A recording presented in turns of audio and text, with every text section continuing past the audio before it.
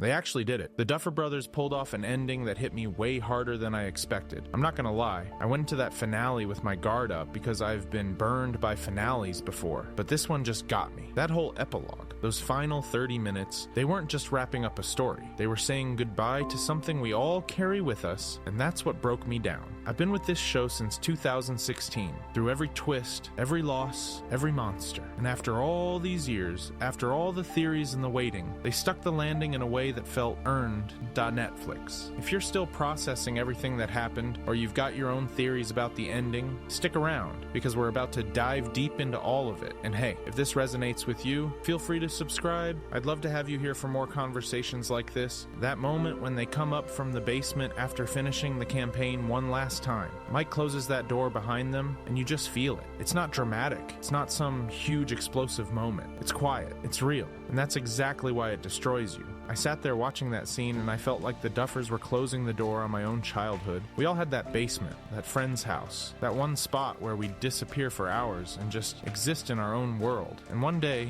without even realizing it, we left for the last time. That's what this scene captures so perfectly. The casual way they put that D&D manual back on the shelf, the way they don't make a big deal out of it, that's real life. We never get to mark the end of an era when it's actually happening. We only recognize it later when we look back and realize that was the last time Netflix. The brilliance of this moment is in what's not said. There's no tearful goodbye. There's no dramatic speech about how much their friendship meant. They just quietly close that chapter and walk up those stairs, and somehow that silence says more than any dialogue ever could. It respects the audience enough to let us feel the weight of it without spelling it out. The Duffers trust us to understand what this moment represents, and that trust makes it hit so much harder. What really gets me is how Mike looks back at Holly and her friends starting their first campaign. Finn's performance there was absolutely incredible. His face tells you everything. There's sadness, sure, but there's also this bittersweet acceptance. He's watching his sister step into the same magic he's leaving behind, and he knows he can't go back. That handoff, that torch being passed to the next generation, it's such a simple visual, but it carries the weight of the entire show.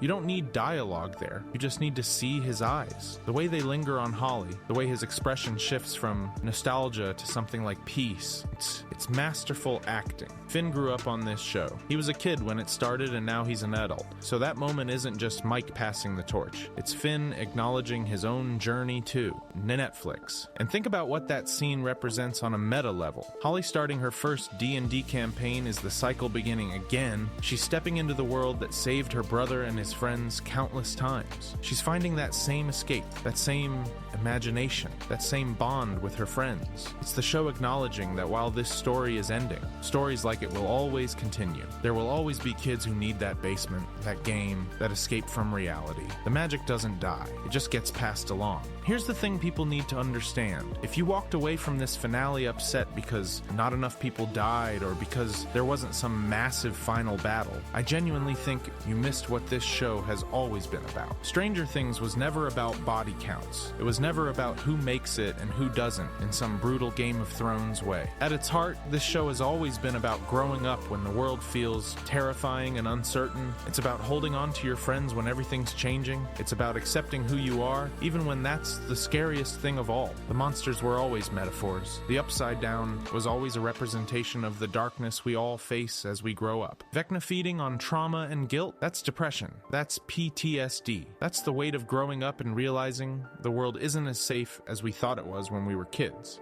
Netflix, the finale understands this. It doesn't try to be something it never was. It doesn't suddenly shift into grimdark territory just to seem mature or edgy. It stays true to its core themes and delivers an ending that's about healing, growth, and moving forward while carrying the past with you. That takes courage in an era where every finale tries to shock you with deaths and twists. Yeah, there were loose ends. I'll admit that. Where were all those Demogorgons during the Final Mind Flayer fight? How did the military just pack up and leave Hawkins without any real consequences for our characters? Could some things have been tighter? Absolutely. But you know what? Those aren't the things that matter when you look at the big picture. The Duffers answered what needed to be answered, and they honored the core of what this show always was. Sometimes people get so caught up in checking boxes and demanding every single plot thread gets tied up that they forget to ask if those threads actually matter to the emotional truth of the story. And emotionally, this finale delivered everything it needed to. Sure, I would have loved to see what happened to all those Demogorgons. I would have liked more clarity on the military's retreat, but those are footnotes. Those are details that don't change the fundamental story being told. The story of these kids growing up, facing their demons both literal and metaphorical, and coming out the other side changed, but intact. That story got the ending it deserved. Everything else is just noise. The whole thing comes full circle. It starts with a D&D game in that basement, and it ends with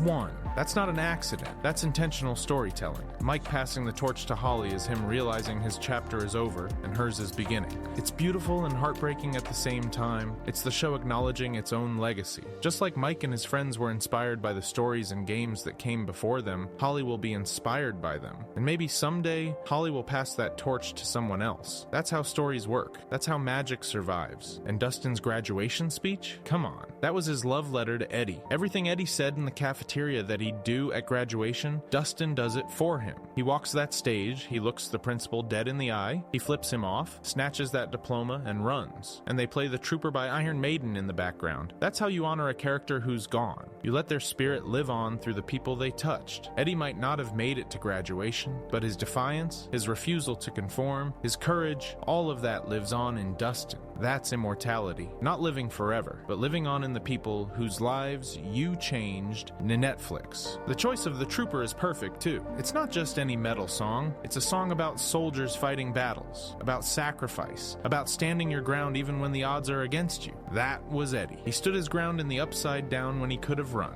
He gave the kids time to complete their mission, and now Dustin is honoring that sacrifice by doing exactly what Eddie would have wanted. No tears, no somber memorial, just pure rebellious joy. Eddie would have loved every second of it. And can we talk about how that scene also shows Dustin's growth? Earlier in the series, Dustin was the kid who wanted to fit in, who wanted to be accepted. Now he's flipping off the principal at graduation and running off that stage like a maniac. He's fully embraced the freak flag that Eddie flew so proudly. That's character development. That's showing us that Eddie's death wasn't in vain. It changed Dustin in fundamental ways. Then there's Hopper. His growth in this finale is something I didn't know I needed, but I'm so glad we got. When Sarah died, it shattered him completely. He spiraled into darkness and never really came back. But when Eleven supposedly dies, he doesn't collapse the same way. He accepts the grief. He lets himself feel it, but he doesn't let it consume him. That conversation he has with Mike shows you how far he's come. He's finally learned to live with loss instead of drowning in it. And getting that Enzo's date with Joyce, getting to see them plan a future together, after everything they've been through, they earned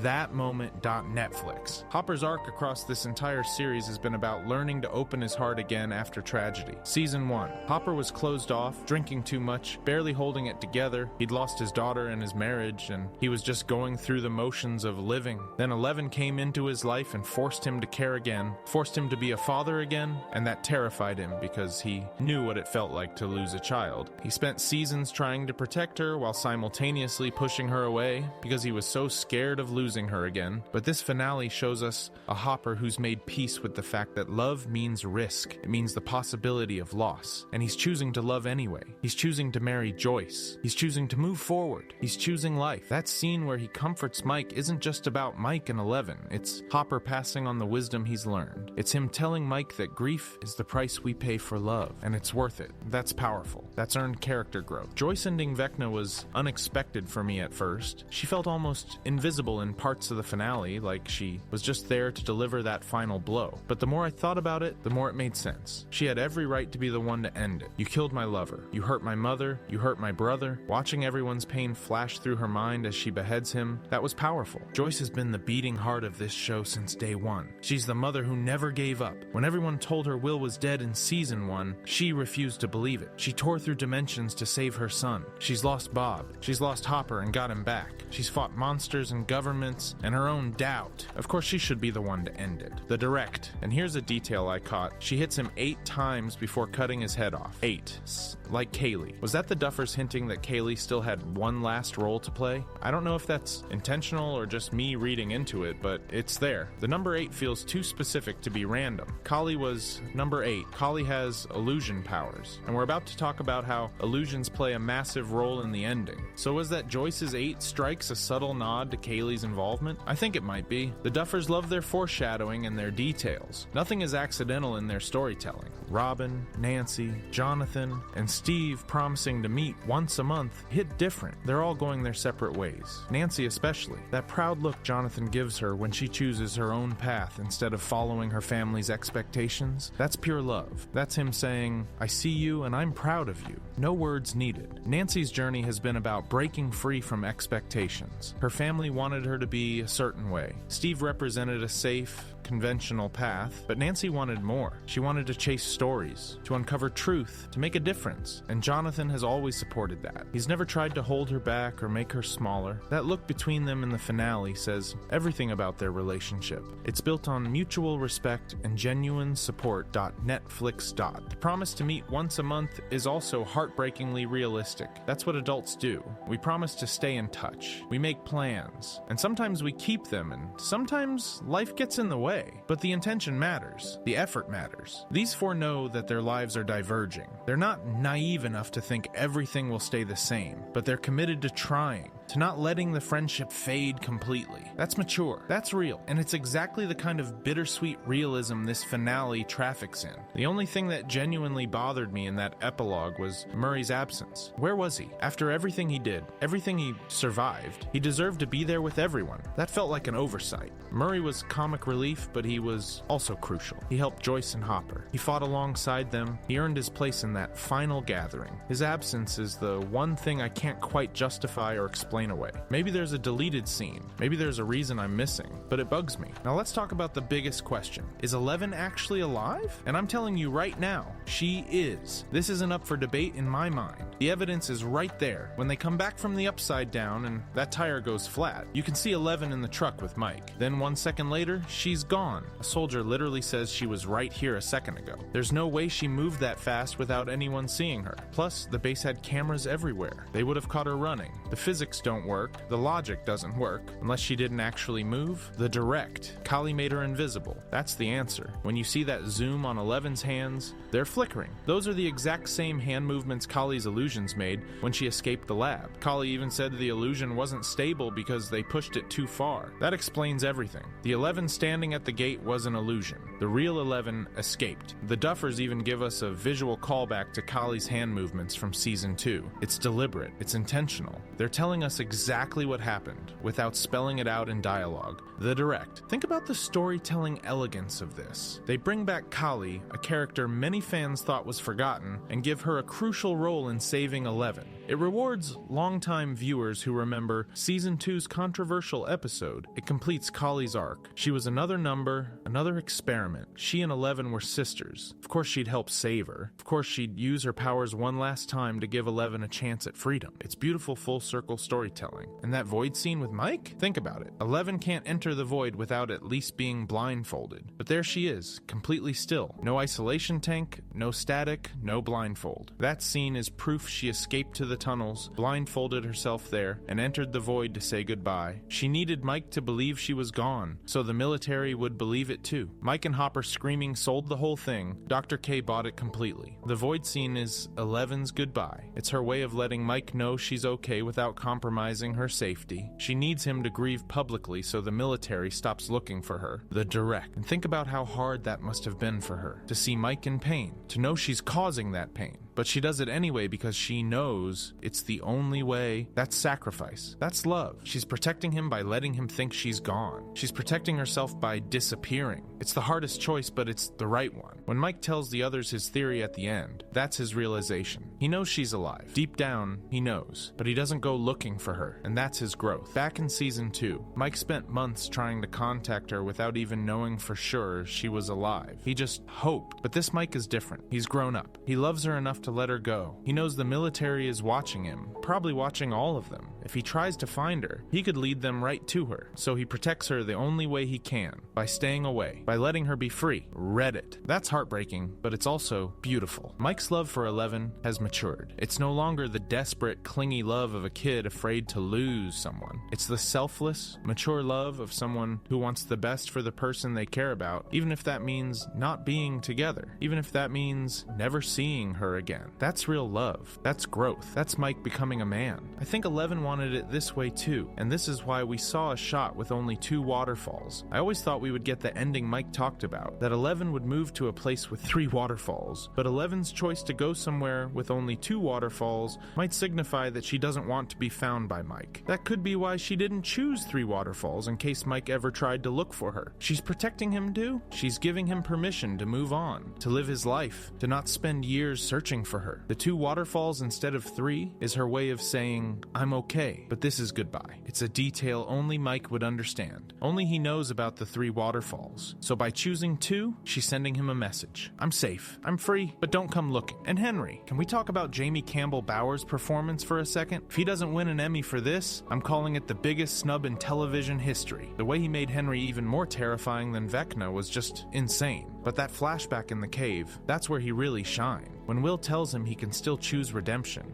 you can see hope flicker in Henry's eyes. For a split second, you actually believe he might turn. The struggle is right there on his face, in his voice. It's so real. Jamie plays that moment with such vulnerability and pain that you forget you're watching a villain. You're watching a traumatized person who's been broken by circumstance and choice. But here's what makes it tragic. I think part of him knew he'd gone too far. He'd destroyed too many lives, caused too much pain. Redemption wasn't possible anymore, and he knew it. Some people reach a point where they can't come back, and Henry accepted that he was one of them. That's what makes the scene so emotional. You see the little boy he used to be. You hear his words change from get out to leave me alone. That shift is everything. Get out is aggressive, angry. Leave me alone is defeated, resigned. It's the sound of someone who's given up on themselves, who knows they're too far gone, who just wants to be left alone with their darkness. And him being dressed as a Boy Scout? That's genius. It represents everything he lost. Innocence, childhood, curiosity, all of it died in that cave. The Boy Scout uniform is a symbol of goodness, of community service, of wholesome American boyhood, and there's Henry wearing it in the depths of his trauma, surrounded by darkness. It's visual storytelling at its finest. It's the Duffers showing us the before and after.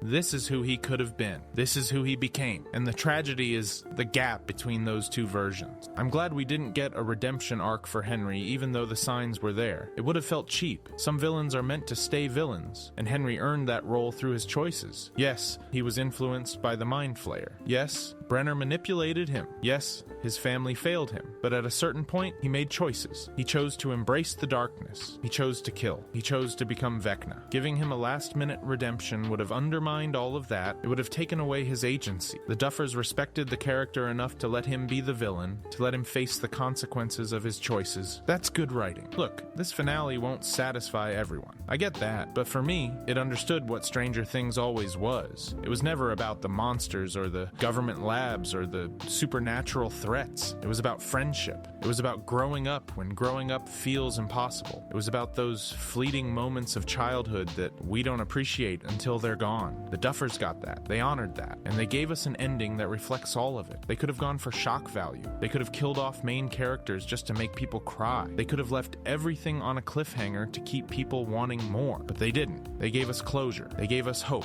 They gave us an ending that says, it's okay to grow up as long as you remember where you came from. Netflix. This show meant something to a lot of us. It reminded us of a time when summer felt endless and your biggest concern was making it home before the streetlights came on. That epilogue, that door closing, that was them telling us it's okay to say goodbye. It's okay to grow up. But we'll always have those memories. We'll always have that basement. We'll always have the friends who saw us through the darkness. And that's what Stranger Things was really about all along. Not the upside down, not the monsters, not the superpowers. It was about the people who stand by you when the world gets scary. It was about the bonds that define us. And that's a story worth telling. That's an ending worth celebrating.